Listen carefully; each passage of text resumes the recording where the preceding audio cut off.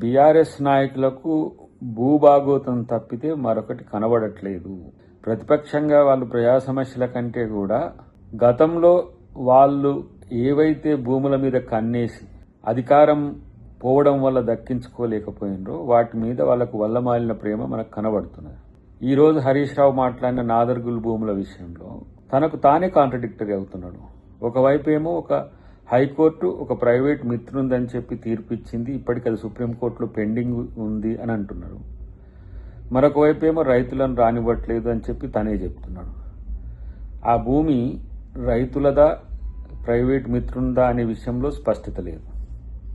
రెండవది, బీఆర్ఎస్ ప్రభుత్వమే దాన్ని నిషేధిత జాబితాలో పెట్టిన తర్వాత భూభారతిలో ప్రభుత్వ భూమిగా చూయించిన తర్వాత అది ప్రైవేటు వ్యక్తుల ఆధీనంలో ఉంటుందనే ఆరోపణ వెనుక ఉన్న ఆంతర్యం ఏంటి?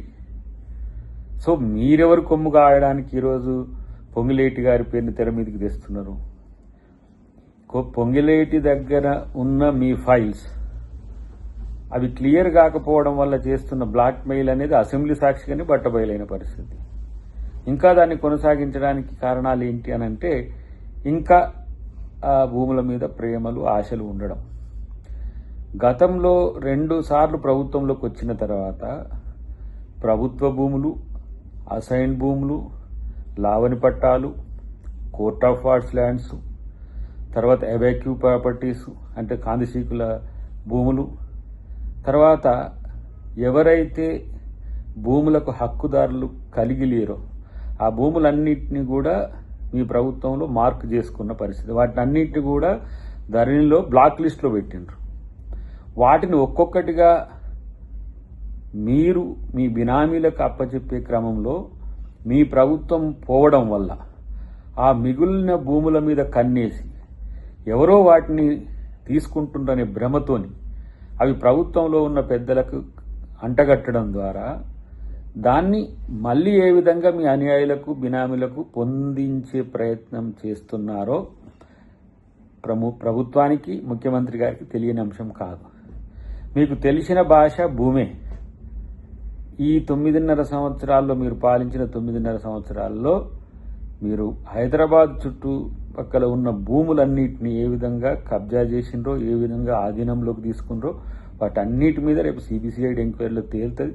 కాబట్టి అప్పటిదాకా ఉలికేందుకు ఇప్పుడు హైడ్రా వాళ్లకు కొంత హడలెత్తిస్తున్న పరిస్థితుల్లో ఈ హైడ్రా ఆఫీసర్ అయిన రంగనాథ్ మీద నువ్వు వెళ్తావా మేము వెళ్ళాలన్నా, నువ్వు వెళ్తావా మేము నువ్వు నీ నిర్ధారణకు వెళ్తున్నావు కదా, వెళ్ళు, ఎవరొద్దంటారు నిన్ను?